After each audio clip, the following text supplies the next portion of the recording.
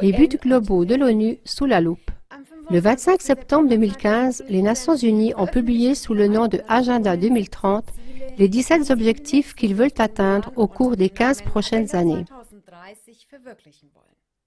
Tandis que son prédécesseur, l'Agenda 21, se limitait presque uniquement à des aspects écologiques, le nouveau programme vise presque tous les domaines de la vie.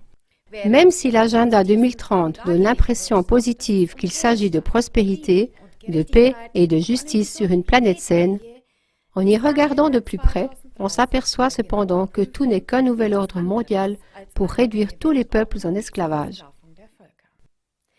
Et voici en grandes lignes les outils prévus.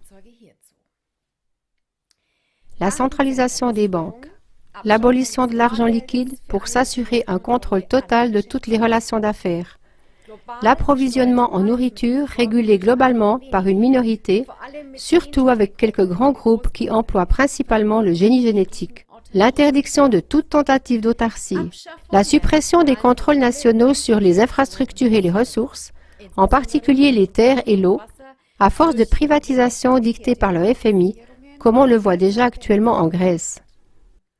La dissolution de la souveraineté nationale à l'échelle mondiale, l'imposition rigoureuse d'un monopole global de l'information, la surveillance généralisée, mind control, au moyen de la radiotechnologie mobile, des prétendues zones de libre-échange, TTIP et CETA, pour achever d'amener complètement l'Europe sous le diktat de l'oligarchie des banques américaines. Des taxes forcées sous n'importe quel prétexte, par exemple dans le domaine de l'environnement, des réfugiés, etc. Des guerres d'agression et de destruction initiées par les États-Unis et l'OTAN, sous couvert de missions de maintien de la paix et de la démocratie, le tout dans l'optique de déstabiliser l'Europe en l'inondant avec des réfugiés pour en fin de compte pouvoir la réduire en esclavage. La citation de l'écrivain et journaliste allemand Ludwig Börne résume bien cela. Si les gouvernements sont malades, alors les peuples doivent garder le lit.